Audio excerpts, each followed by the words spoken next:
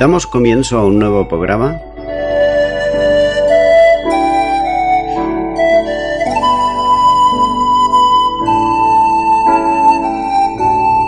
Servidores de Dios. Quien te habla es Manuel Cornejo.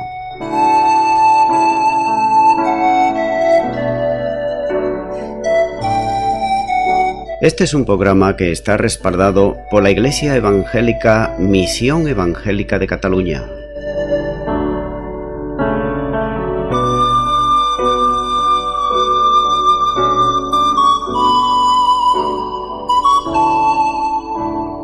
Estamos situados en la ciudad de Sabadell, en la avenida Matadepera número 239.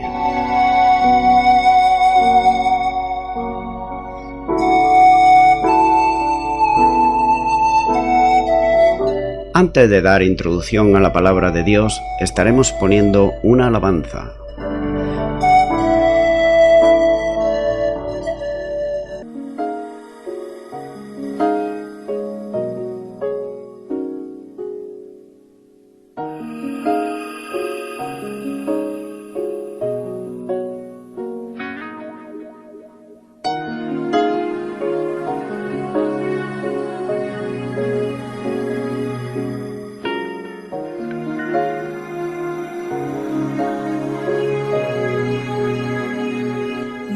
Escúchame lo que voy a decirte.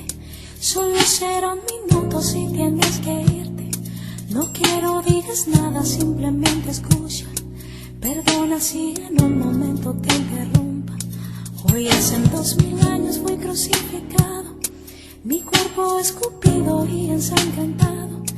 Llevé todas tus culpas sobre mi costado para darte la vida eterna como un regalo. Y hoy surgen preguntas: ¿por qué no me escuchas? ¿Por qué no me miras? ¿Por qué no me abrazas? La hipocresía se clava en tu mente y dices que me amas.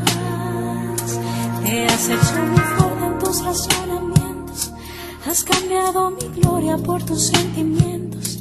A veces por las noches vengo y te despierto, pero ya no te importa hablarme en un momento. Te pasas todo el tiempo hablando cosas vanas, si la televisión, las modas o la fama. Has perdido la santidad que en ti brillaba. Sabes más de novelas que de mi palabra. Mi anhelo es usarte, que muestres mi gloria, y en mi redención que rebose tu copa. Que cambies el mundo cada vez que hables, pues el tiempo se agota.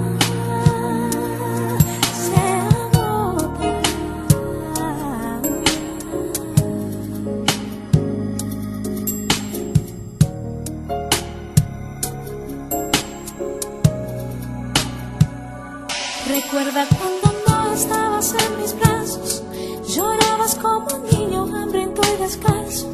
En cámara lenta tú y yo nos juntamos, las lágrimas caían bailando en un charco. Te di una nueva vida, te brindé las puertas, llené tu corazón borrando la tristeza. Hoy dices que ya tienes hechas tus maletas, te vas al mundo, no importa qué suceda. No puedes negar, siempre estuve contigo. Ojalá que si vuelves yo no me haya ido. Entonces será demasiado tarde y no podrás encontrarme. Tus mejillas se gastarán de llorar por mí cuando recuerdes los momentos junto a ti. Tus mejillas se gastarán de llorar por mí cuando recuerdas los momentos junto a ti.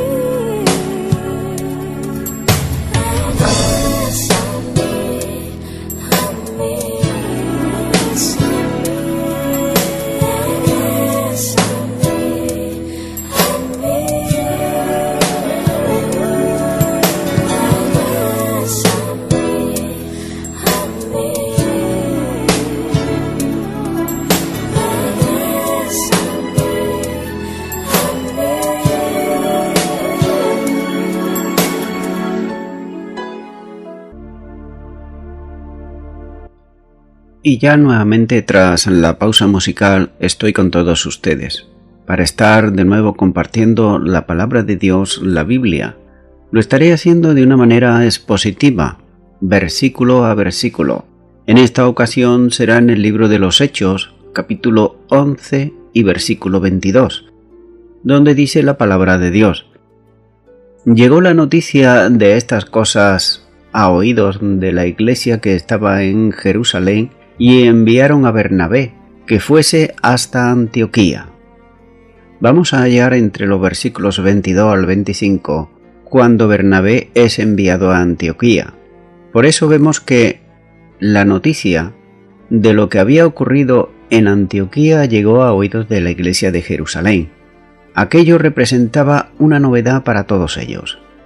Era cierto que Pedro ya había predicado el evangelio a gentiles en Cesarea, pero no se había producido una evangelización masiva de no judíos en otros lugares, como por ejemplo en Antioquía. La iglesia de Jerusalén, donde estaban los apóstoles, se sentía vinculada a esa obra nueva, de modo que consideraron necesario enviar una persona con notorias capacidades para ayudar en la consolidación de la nueva obra. Tenían autoridad para hacerlo porque estaban allí los apóstoles y porque los evangelistas habían salido de aquella iglesia. En el Nuevo Testamento enseña la responsabilidad de la iglesia sobre los puntos de misión.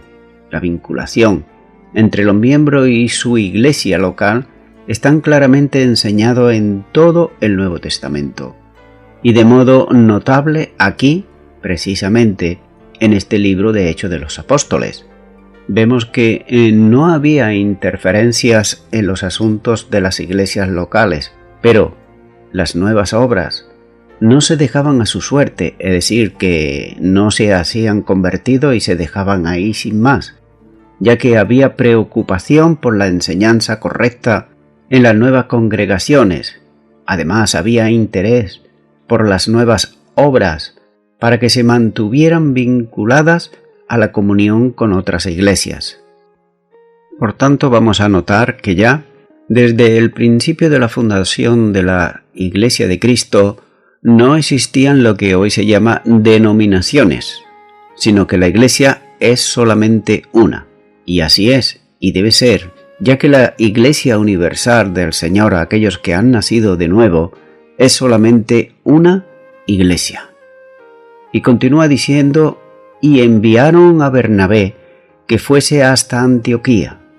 De modo que como que habían enviado anteriormente, cuando se supo de la evangelización de Samaria, por el ministerio de Felipe, a Pedro y a Juan, para supervisar el desarrollo de la obra y también el establecimiento de la iglesia, así ahora envían a Bernabé.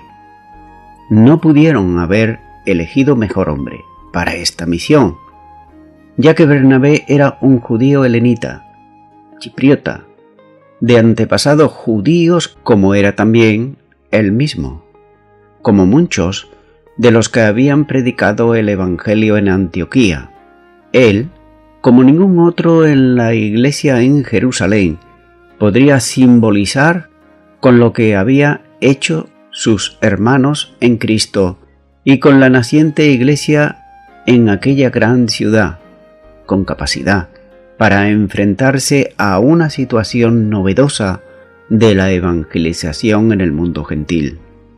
Bernabé es ya un personaje conocido en el libro de los Hechos, citado en capítulos anteriores, hombre generoso y sobre todo, persona llena de afecto fraternal, además, con capacidad para alentar y consolar a los demás. De ahí, el sobrenombre que le dieron en la iglesia de Jerusalén, que le decían hijo de exhortación o hijo de consolación. Hechos capítulo 4 y versículo 36. Bernabé tenía una posición de liderazgo muy notable en la iglesia en Jerusalén. Tal vez otro más estricto hubiera puesto en peligro la naciente obra que había allí en esta ciudad de Antioquía. Él no se presentó como delegado de la Iglesia en Jerusalén e incluso como mensajero de los apóstoles para ejercer autoridad allí, sino como un siervo que viene para ayudar a los creyentes en el crecimiento de su fe.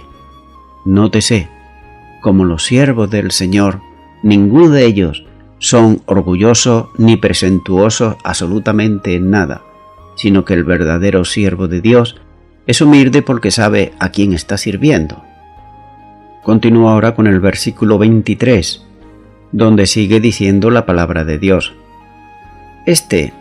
Cuando llegó y vio la gracia de Dios, se regocijó y exhortó a todos a que con propósito de corazón permaneciesen fieles al Señor.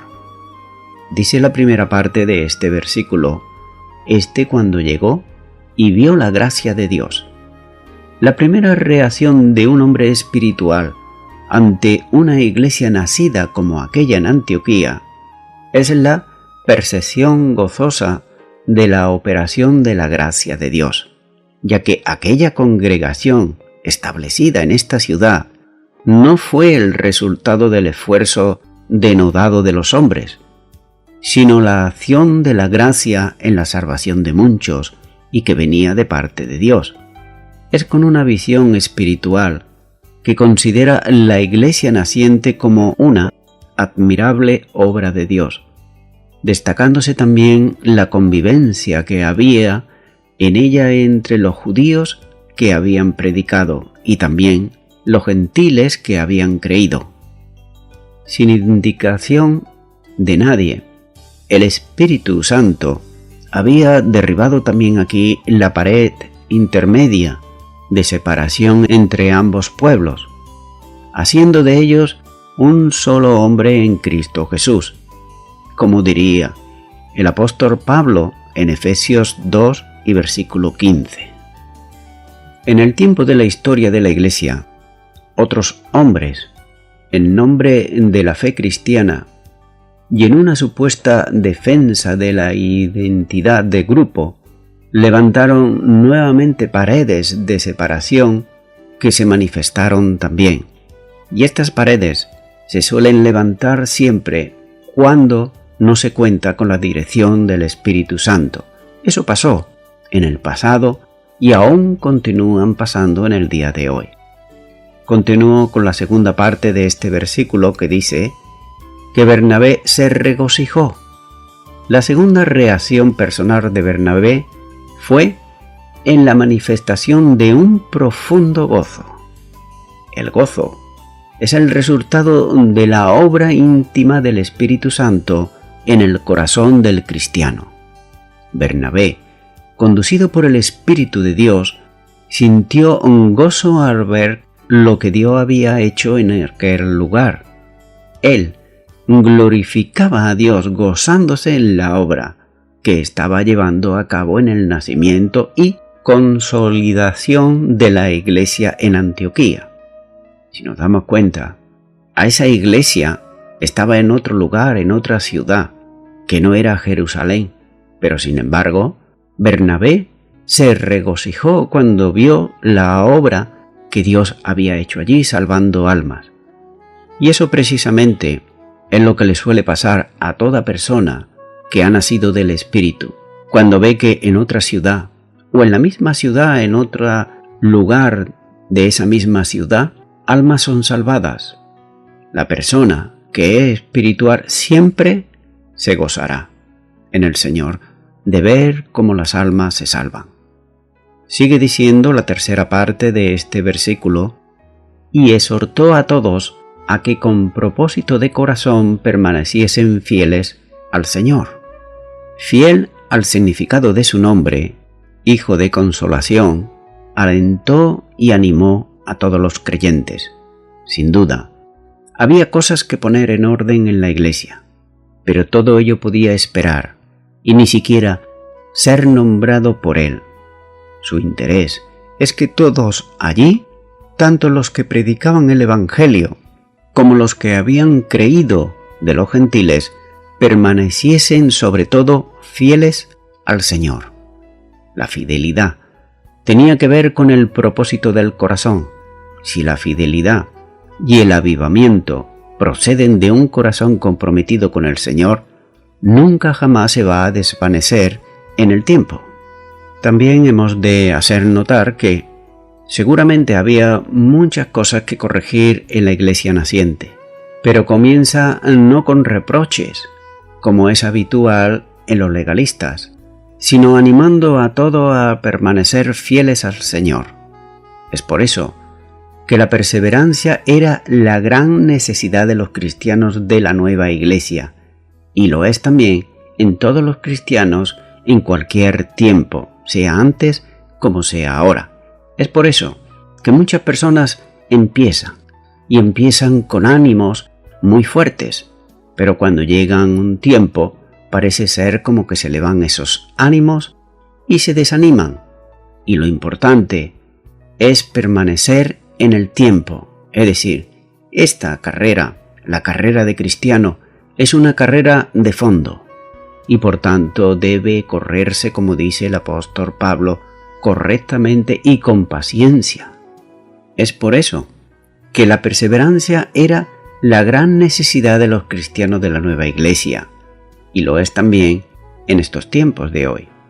Debe observarse que no le insta a perseverar en la doctrina, tampoco en las prácticas, ni en la forma de culto, ni en la liturgia, o en la organización de la iglesia, sino lo más importante siempre es la fidelidad incondicional al Señor, porque lo demás vendrá ya por añadidura. ¿De qué sirve, por ejemplo, ser muy estrictos en la doctrina, en la organización de la iglesia, si no nos mantenemos firmes en el Señor? Eso es lo que realmente interesa. Lo demás viene, como he dicho, por añadidura y como consecuencia de esta. Continúo ahora con el versículo 24, donde sigue diciendo la palabra de Dios. Porque era varón bueno y lleno del Espíritu Santo y de fe, y una gran multitud fue agregada al Señor. Dice la primera parte de este versículo, porque era varón bueno y lleno del Espíritu Santo y de fe. El comportamiento de Bernabé era natural en alguien de quien Lucas da testimonio como alguien que es bueno, no solo justo, sino bueno, bajo la influencia de Dios a quien vivía él. Nótese que la palabra bueno es para aquellos hombres y mujeres que viven dirigidos por el Espíritu Santo de Dios, y realmente bueno de verdad solamente es Dios, como dijo el Señor Jesús cuando se le acercó a aquel hombre y le dijo: hombre bueno a Jesús. Y él le respondió que solamente bueno es Dios. Pero los hombres podemos imitar el ser buenos cuando somos dirigidos por el Espíritu Santo de Dios. Es por eso que el adjetivo aplicado a Bernabé da idea de un hombre excelente, aunque de carácter firme. Era capaz de alentar a todos. Además, era un creyente servicial, es decir, no de aquellos que se esconden y hacen oídos sordos cuando hay que hacer algo. No, era servicial. El secreto de este carácter estaba en que estaba él lleno del Espíritu Santo de Dios. Por esa razón, él vivía y manifestaba en su vida el fruto del Espíritu, como nos muestra Gálatas capítulo 5 versículos 22 y 23. Así que cada acto de Bernabé era conducido plenamente por el Espíritu Santo. El apóstol Pablo le diría a los Gálatas en Gálatas 5:16: digo pues, andad en el Espíritu y no satisfagáis los deseos de la carne. Las mismas palabras que se dan a Bernabé se usan también para referirse a Esteban, como así lo muestra en este libro de los Hechos capítulo 6 y versículo 5. Además, la visión de Bernabé era amplia, porque se cimentaba en la fe, lleno del Espíritu y por tanto lleno también de fe. No se limitaba a ver la iglesia naciente como algo pequeño, que tenía muchas necesidades y también mucha ayuda, y que tenía también muchas cosas que poner en orden.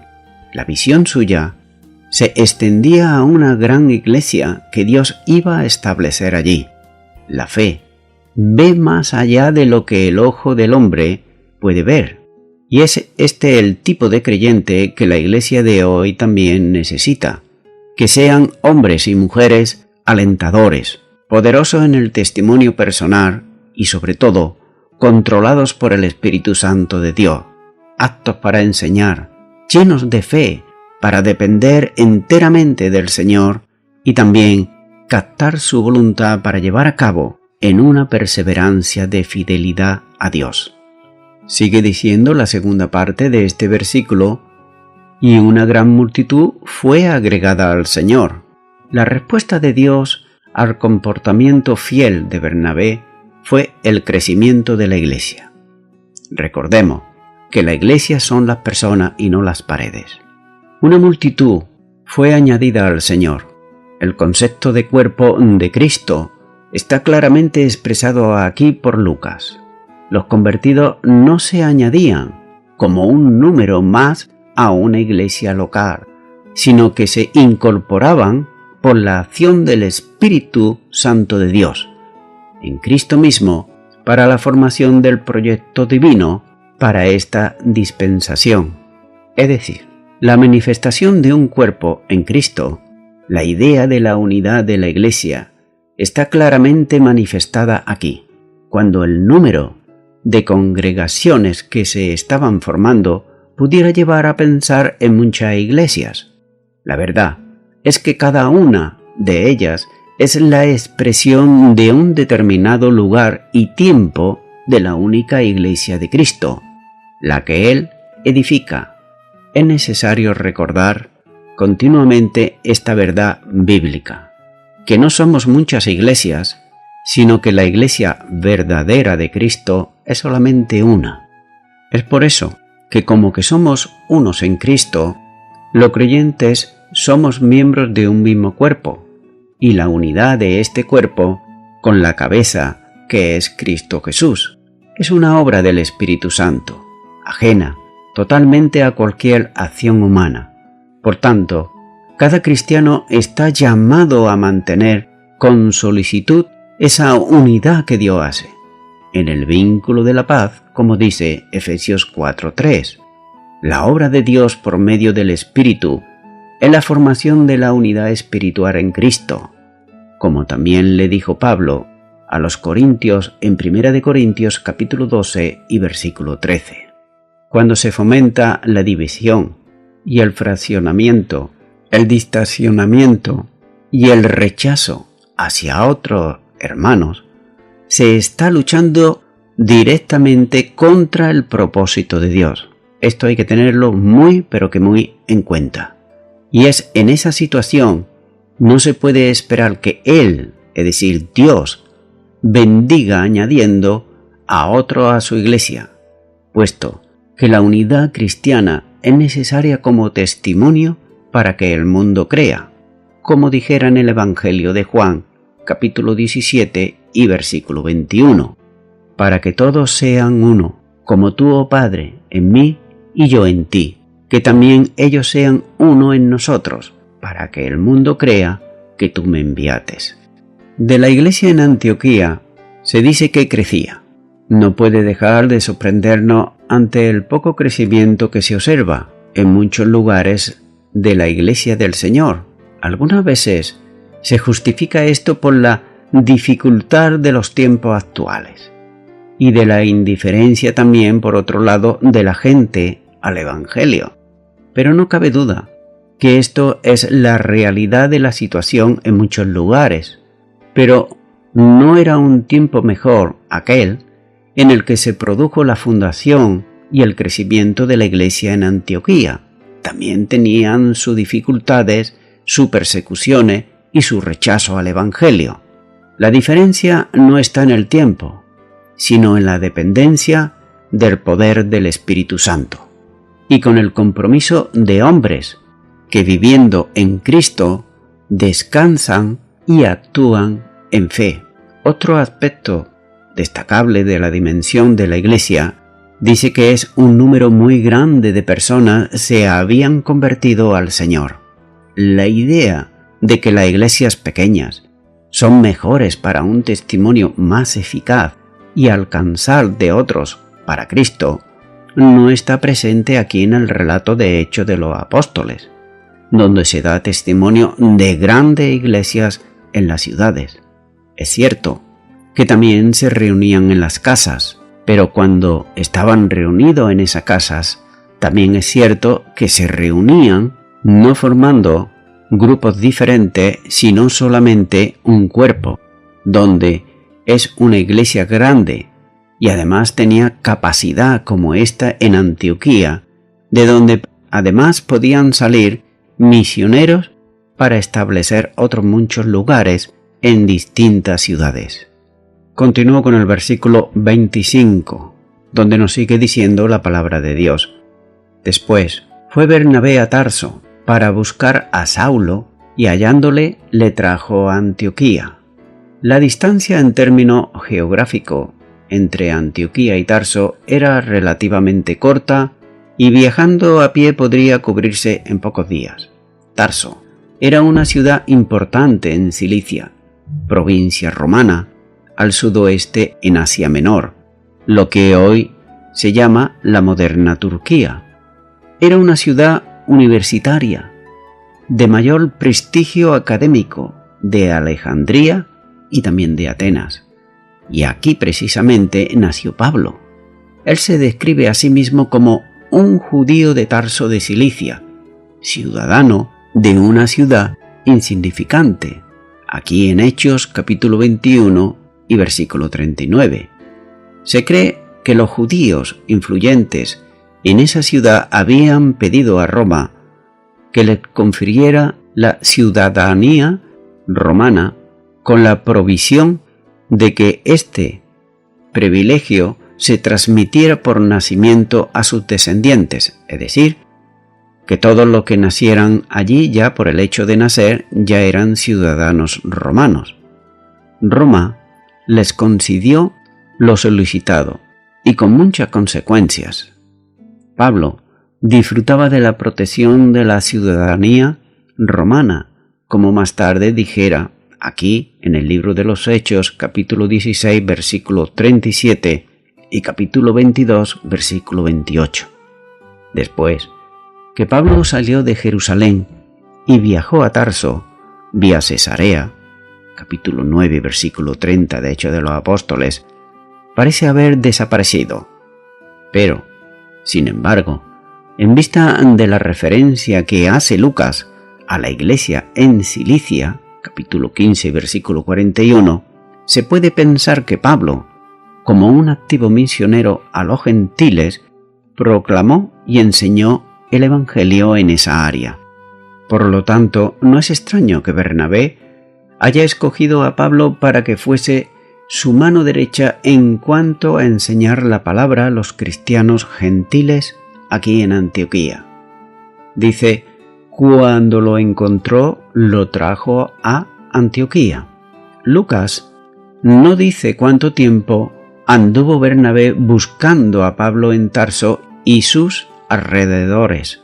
Solamente dice que lo encontró y lo llevó a Antioquía. Bernabé sabía que Jesús había llamado a Pablo para ser un apóstol a los gentiles. Capítulo 9, versículo 27 así lo muestra. Y aunque hubieran pasado varios años desde que ambos estuvieron juntos en Jerusalén, el llamado de Pablo se mantenía intacto, ya que Bernabé informó a Pablo acerca de la entrada de gentiles en la iglesia antioqueña y ahora lo está invitando a ser su maestro. Cuando Pablo accedió a acompañar a Bernabé y trabajar con él en Antioquía, hizo su debut, Pablo, como maestro a los cristianos gentiles. Estaremos viendo ahora los versículos desde el 26 al 30 al final de este capítulo 11, a Pablo y a Bernabé en la iglesia de Antioquía. Pero prosigamos con el versículo 26, donde dice la palabra de Dios. Y se congregaron allí todo un año con la iglesia, y enseñaron a mucha gente, y a los discípulos se le llamó cristianos por primera vez en Antioquía. Durante un año, Bernabé y Pablo enseñaron a los creyentes en Antioquía, es lo que nos dice el versículo. Además, Lucas añade que ambos enseñaron a un gran número de personas. Esta información es indicativa del tremendo crecimiento de la iglesia cristiana en esta ciudad. Obviamente, Pablo estaba altamente calificado para enseñar que las escrituras del Antiguo Testamento se habían cumplido totalmente con Cristo Jesús. En Jerusalén había sido instruido en las escrituras a los pies de Gamaliel, como él dijera también aquí en el libro de los Hechos capítulo 22 y versículo 3. Y después de su conversión, Pablo, cerca de Damasco, interpretó las profecías mesiánicas del Antiguo Testamento desde la perspectiva de su cumplimiento. Sigue diciendo este versículo que los discípulos por vez primera fueron llamados cristianos en Antioquía. Desde el derramamiento del Espíritu Santo en Jerusalén, el día de Pentecostés, los seguidores de Jesús se referían a ellos mismos como hermanos, también como discípulos, creyentes, santos y aquellos que pertenecían al camino. El tiempo había llegado, sin embargo, para que la gente que aceptaba a Jesús como su Señor y Salvador adoptara un nombre significativo y descriptivo. El nombre de cristiano fue usado por vez primera aquí en Antioquía, en el ambiente multinacional de aquella ciudad. El nombre aparece solo 2 veces, aquí en este libro de los Hechos. Esta es la vez primera y la segunda es en el capítulo 26 y versículo 28, donde Herodes Agripa II reprende a Pablo por tratar de hacerlo un cristiano. La palabra también aparece en Primera de Pedro capítulo 4 y versículo 16. Pedro la usa en el contexto de sufrimiento e insta a sus lectores a no avergonzarse por llevar ese nombre.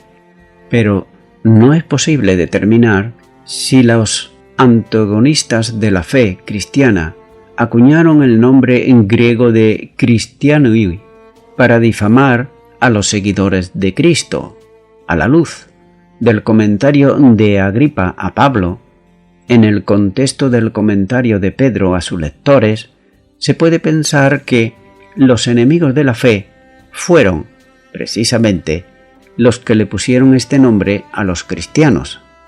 La otra posibilidad es que fueron los propios creyentes los que cuidadosamente escogieron este nombre. Ellos no llamaron a sí mismos seguidores de Jesús, ni adoptaron el nombre que los judíos le daban, como le decían en el capítulo 24 de este libro de los Hechos y versículo 5, que le llamaban la secta de los nazarenos.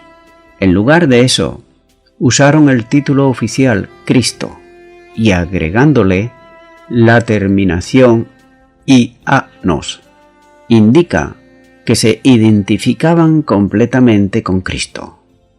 En forma similar, los miembros de la familia de César, por ejemplo, los soldados y los oficiales públicos, se le llamaba a su vez Caesareanoi para demostrar su lealtad al emperador romano. Asimismo, como en la política también vemos en el día de hoy, cuando sale un líder, se le acuña y se le pone el nombre de esa persona a sus seguidores, muchas veces. Aunque los cristianos judíos podían permanecer bajo la sombrilla protectora de la libertad religiosa que el gobierno de Roma había concedido a los judíos con la entrada de los gentiles en la iglesia, los cristianos tuvieron que distinguirse de los judíos, para lo cual asumieron este nombre, cristianos. De todos modos, no es posible probar que los cristianos mismos acuñaran este término, cristianos. La ausencia de este término en la primera literatura cristiana, excepta en las cartas de Ignacio, sugieren que en realidad no fue un nombre muy aceptado inicialmente por los mismos cristianos. Así como los cristianos de Antioquía se dedicaron completamente a Cristo Jesús, nosotros debemos también de reflejar las virtudes, la gloria y el honor de Cristo. Como cristianos, somos hermanos y hermanas en la familia de la fe, ciudadanos en el reino de los cielos y además soldados en el ejército de Cristo Jesús. Voy concluyendo ya con esto. En cuanto a las cuestiones relativas a la Iglesia de Jerusalén, van a quedar en un segundo plano de atención, para ahora centrarse todo el interés, como hemos visto, en lo sucedido en el desarrollo de la obra entre los gentiles, consolidación del Evangelio en ese sector.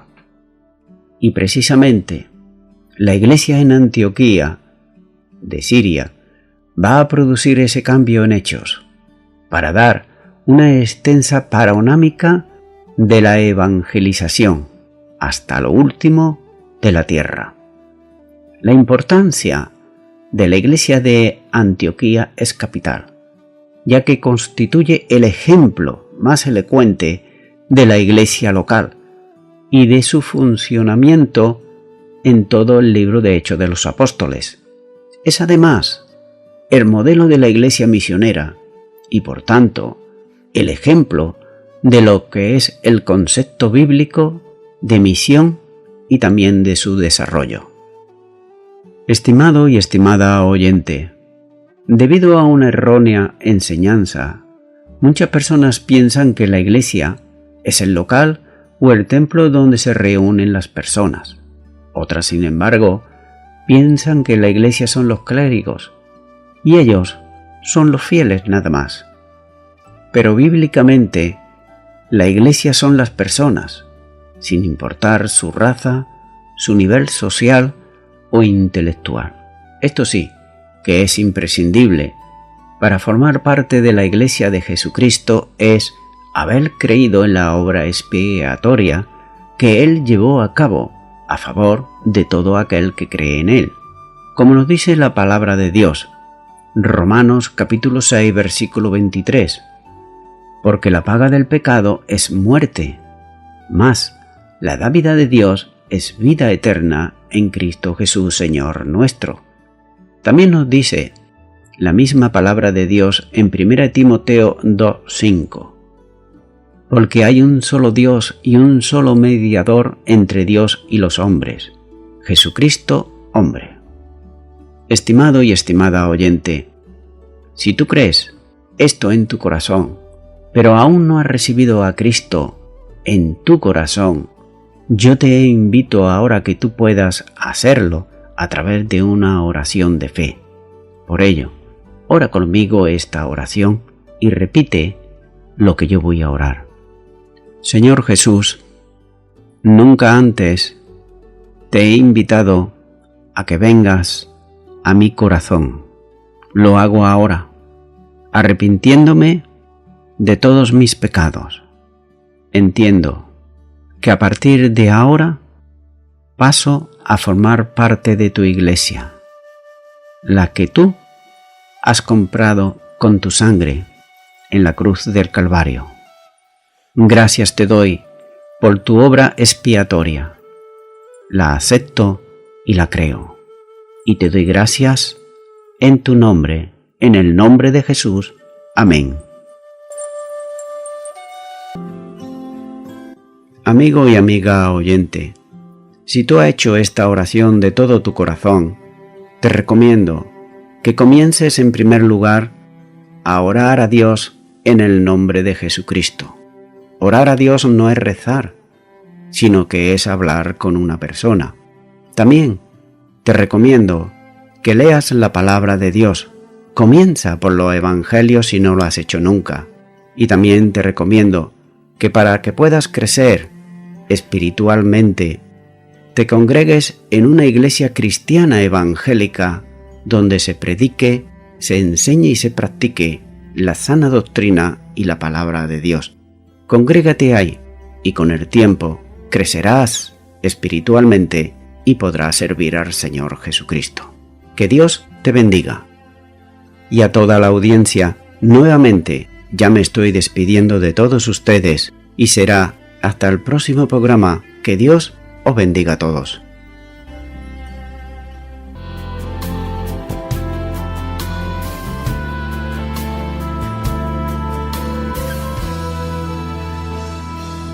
Dios de pactos, que guardas tus promesas, que cumples tu palabra, que guías mi destino.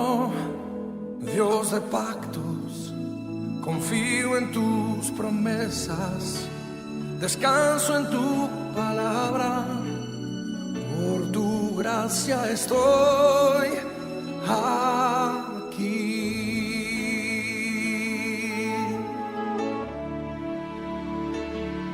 Dios de pactos, que guardas tus promesas, que cumples tu palabra, que guías mi destino. Dios de pactos, confío en tus promesas, descanso en tu palabra, por tu gracia estoy aquí.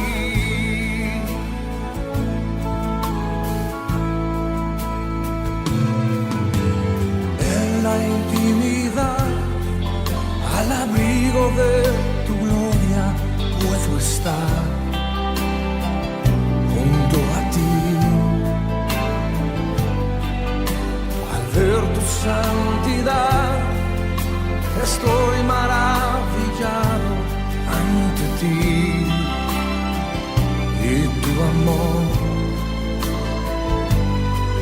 nunca más seré igual al salir de este santísimo lugar. Dios de pactos, que guardas tus promesas, que cumples tu palabra, que guías mi destino. Dios de pactos, confío en tus promesas, descanso en tu palabra, por tu gracia estoy aquí.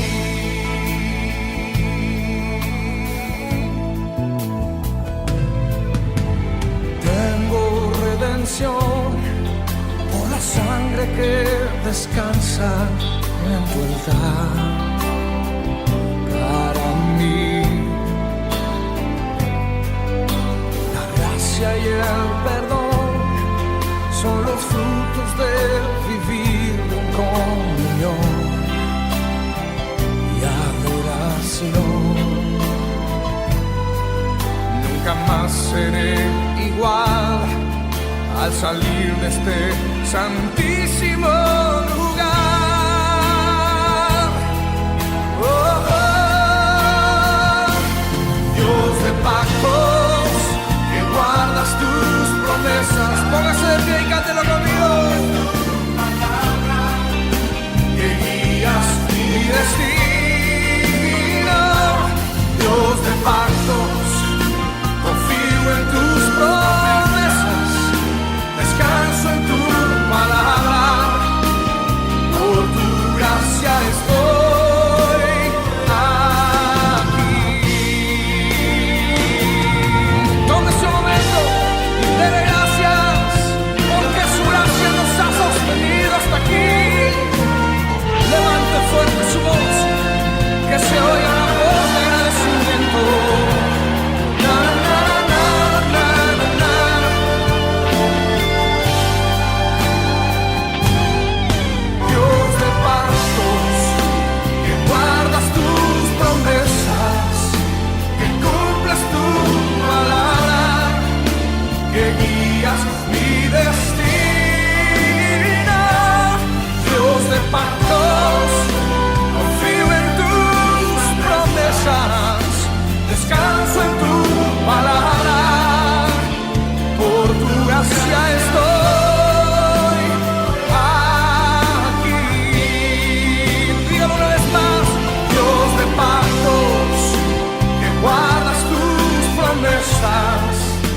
que con